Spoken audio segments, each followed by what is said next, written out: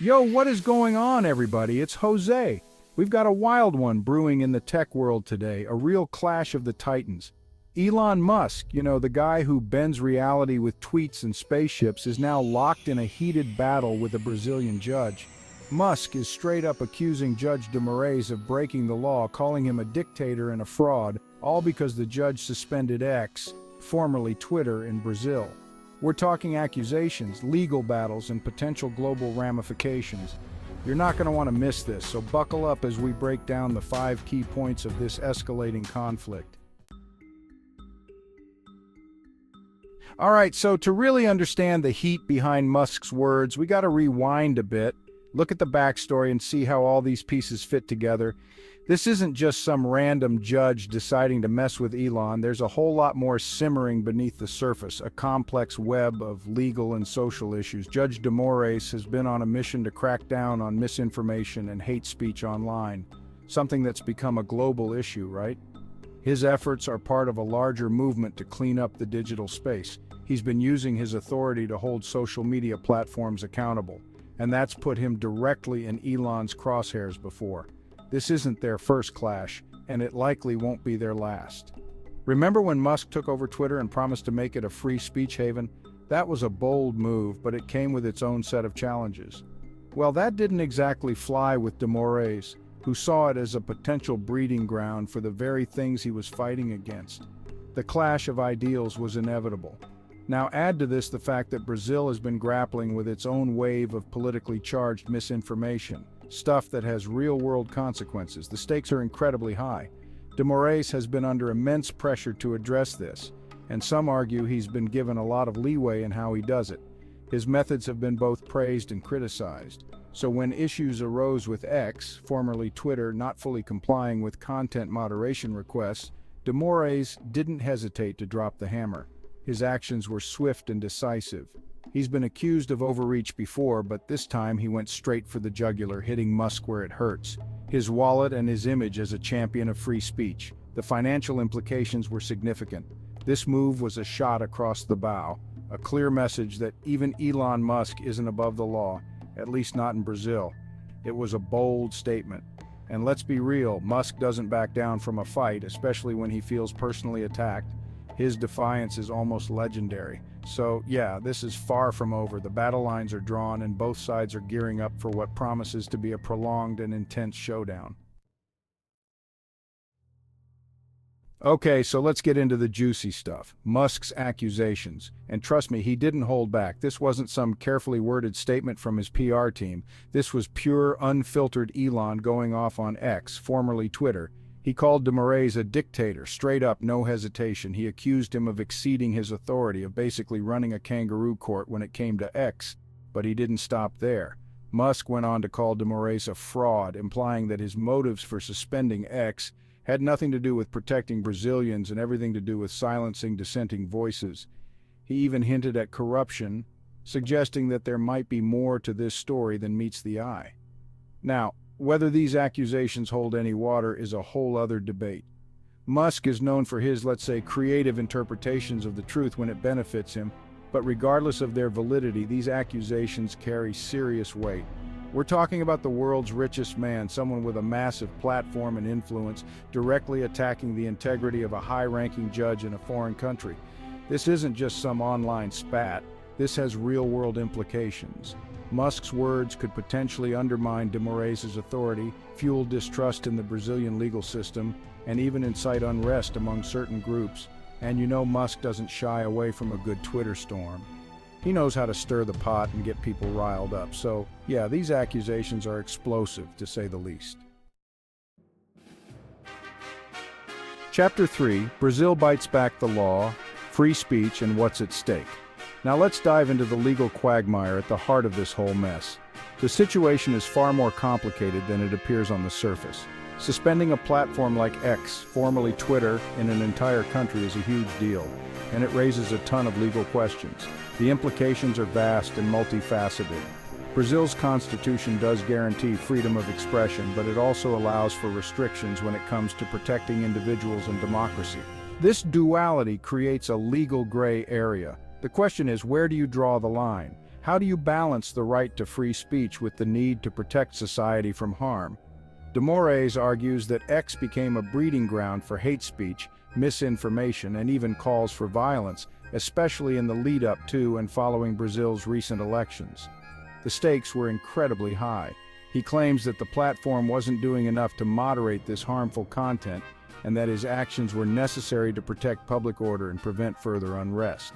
The potential for chaos was significant. Musk, on the other hand, argues that Moraes' actions are a blatant attack on free speech, a form of censorship that sets a dangerous precedent for other countries. He believes in the fundamental right to express opinions freely. He claims that X was cooperating with Brazilian authorities and that Moraes' decision to suspend the platform was excessive and unjustified. Musk insists that dialogue and cooperation were the way forward. This legal battle hinges on the interpretation of Brazilian law and the balance between free speech and protecting citizens from harm. The courtroom becomes a battleground for these fundamental issues. It's a complex issue with no easy answers, and it's one that has far-reaching implications beyond just Brazil. The world is watching closely. The outcome of this case could set a precedent for how governments around the world regulate social media platforms and address the spread of harmful content online.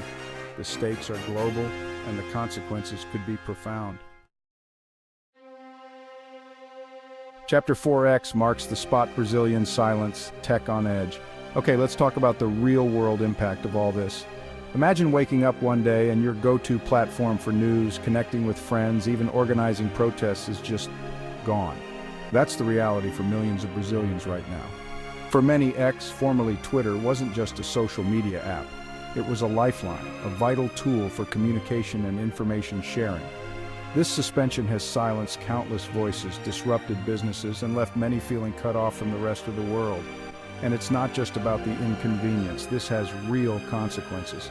Activists who rely on X to organize, journalists who use it to share information, even everyday people who depend on it to stay connected with loved ones, they've all been impacted. But the ripples go far beyond Brazil's borders. This situation has sent shockwaves through the tech industry, with many companies now worried about the precedent this sets for other countries. If Brazil can ban X, what's stopping other governments from doing the same to platforms they deem problematic? This case has highlighted the growing tension between tech giants and governments worldwide, raising questions about who has the power to control the flow of information online. It's a battle that's been brewing for a while, and this latest development has just poured gasoline on the fire. Chapter 5. The Digital Battlefield, a Global Power Struggle. So what does this all mean in the grand scheme of things? How does this digital tug-of-war impact our daily lives and the future of our societies? Well, buckle up because it gets even wilder. The stakes are higher than ever, and the players are more powerful than we could have imagined. This whole Musk versus Brazil showdown is a microcosm of a much larger battle playing out on the global stage, the fight for control of the internet. It's a clash of titans with far-reaching consequences. Governments around the world are grappling with the power and influence of tech giants like Musk, and they're increasingly taking steps to assert their authority. This is a new kind of power struggle, one that transcends traditional borders and boundaries. We're seeing this with data privacy laws, antitrust investigations, and now outright bans on social media platforms. The rules of the game are changing and everyone is scrambling to keep up. The internet, once hailed as a bastion of free speech and a borderless world, is becoming increasingly fragmented and controlled. The dream of a free and open internet is under threat. Musk, with his move fast and break things mentality, represents the Silicon Valley ethos of disruption and pushing boundaries, often without much regard for regulations or consequences. This approach has both its champions and its critics. But as tech companies become more powerful than ever before, their actions have real-world implications that can no longer be ignored. The impact on our daily lives is profound and far-reaching. This clash with Brazil is a wake-up call, a sign that the Wild West days of the internet are coming to an end. The era of unchecked digital freedom is being challenged. The question is, what will the new world order look like? How will the balance of power shift in this new digital age? Will it be one where governments have the upper hand, dictating what we can and can't see online? Or will there be a new equilibrium? Or can we find a balance, a way to protect free speech and privacy while also preventing the spread of harmful content? This is the crux of the debate. One thing's for sure. This is a conversation that's just getting started, and it's one that will shape the future of the internet as we know it. The outcome will define the digital landscape for generations to come. Outro, stay tuned. This story is far from over, so there you have it, the 5 key points in the Elon Musk versus Brazil saga. This is far from over, folks. Musk is not one to back down, and the legal battle is just heating up. The outcome of this case could have massive implications for the future of free speech, tech regulation, and the internet as a whole. We'll be keeping a close eye on this story as it develops, so make sure you're subscribed and hit that notification bell so you don't miss any updates.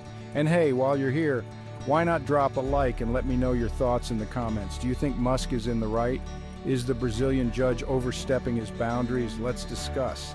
This is a conversation that needs to happen, and I want to hear your voices. Until next time, stay informed, stay engaged, and stay tuned.